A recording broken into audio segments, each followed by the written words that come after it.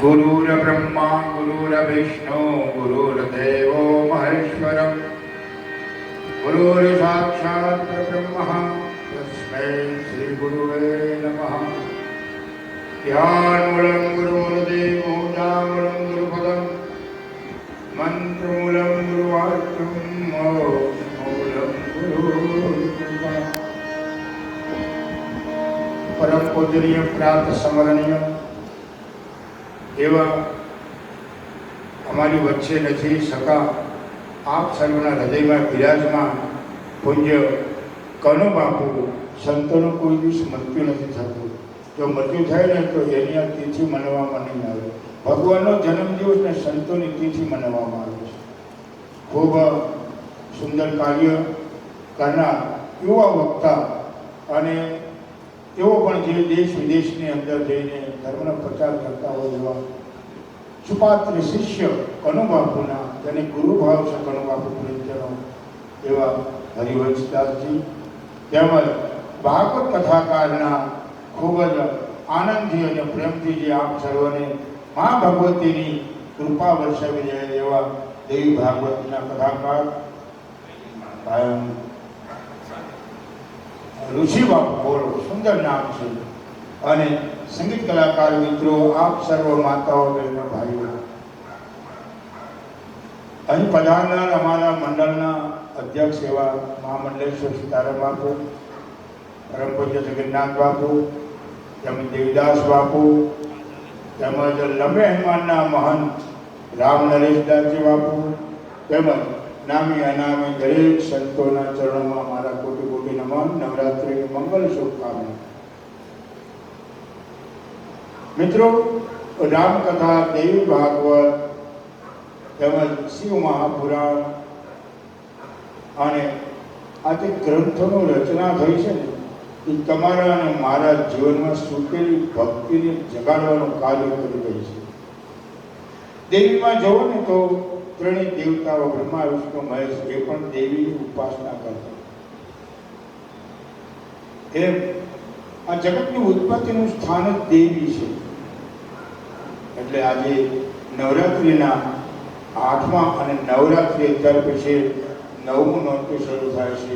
એટલે રામનવમીનો પણ પાવન પ્રસંગ છે। એ નિમિત્તે આપણે બધા એકત્રિત થયા હોય ત્યારે 2 મિનિટ કનુબાપાને યાદ કરી અને ભજનનું राम रटन सांझ सवारे दीप पछी कोनी अमारे।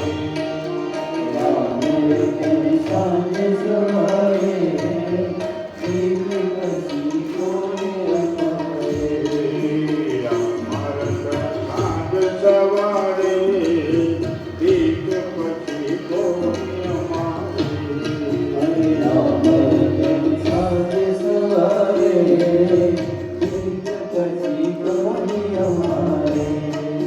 दुनिया दो रंगी वाला पावे बोले।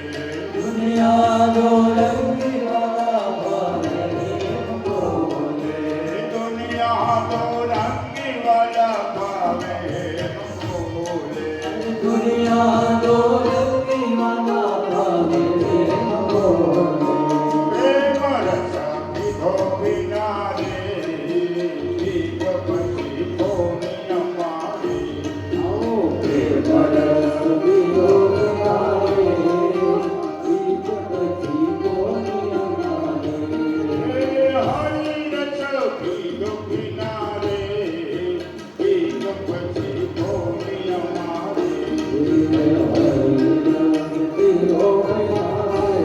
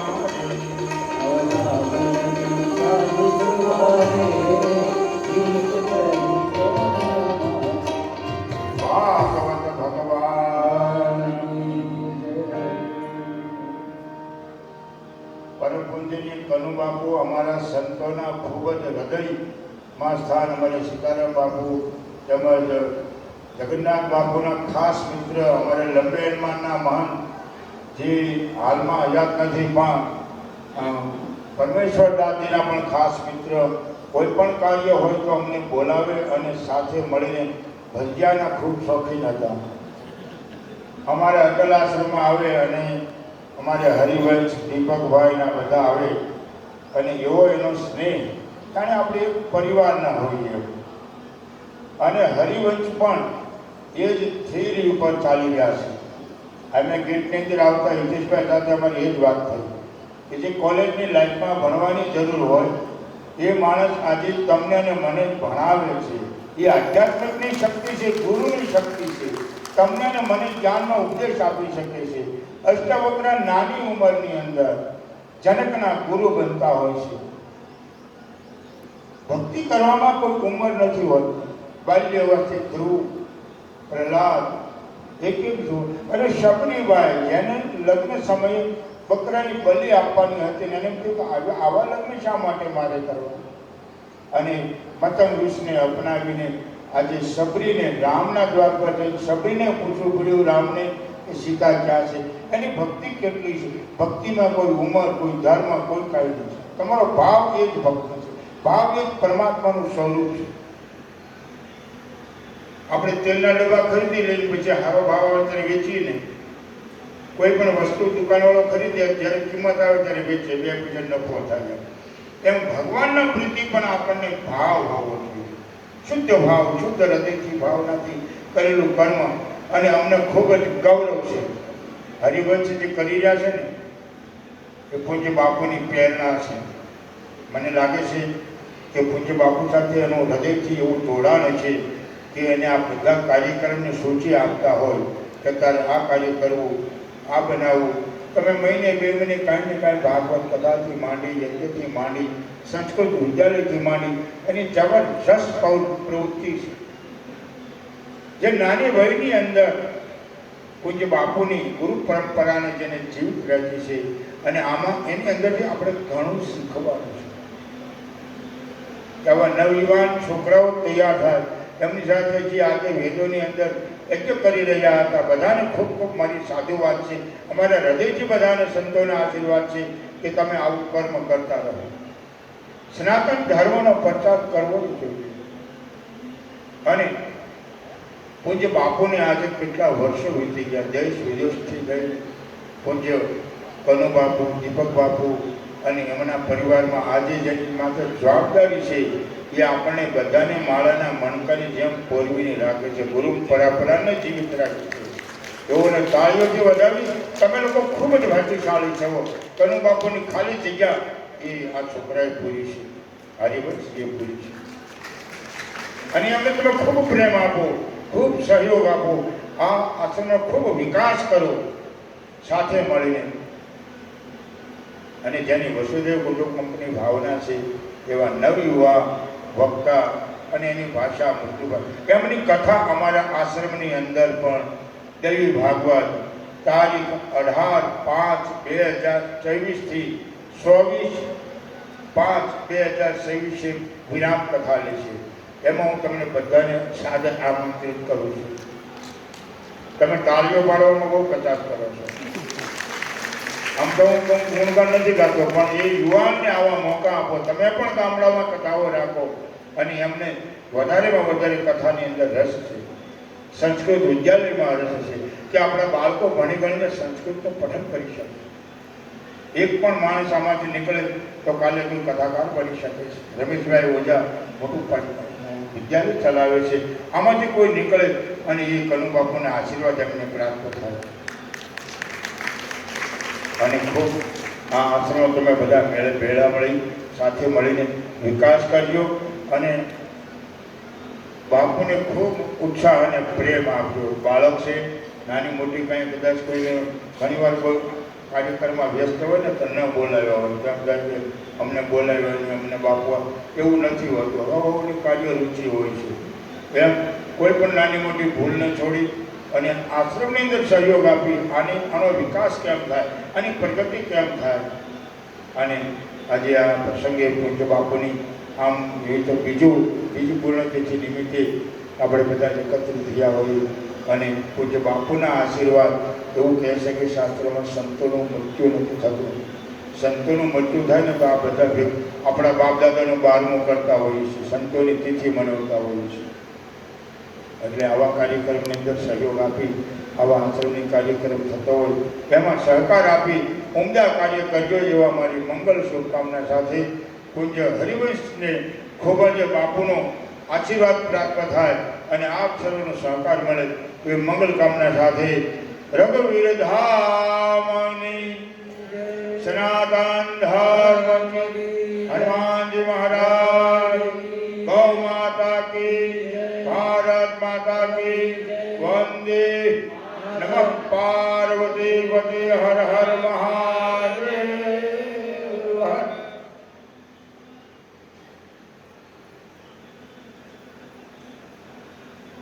ખૂબ જ સુંદર બટુકીરી બાબુ દ્વારા આપણને આશીર્વાદ પ્રાપ્ત થયા. ખૂબ જ સુંદર એવી પ્રેરણા આપી. આપણ સૌ કોઈને જાણીને આનંદ થશે કે 18/5 લઈને 24/5 સુધી શ્રી અટલ તીર્થ યાત્રાધામમાં આપણા મહંત શાસ્ત્રી શ્રી હરિવંશ રાજગુરુજીની શ્રી ભાગવત કથાનો પ્રારંભ થઈ રહ્યો છે. તો સર્વ ભક્તજનોને નિવેદન છે કે એ કથામાં આપ સૌ કોઈએ જોડાવું અને આશ્રમને અને બાપુને જેટલો બને એટલો આપણે ખૂબ એમનો સપોર્ટ કરીએ અને એમને આગળ વધારવાના પ્રયાસ કરીએ. હવે આગળ હું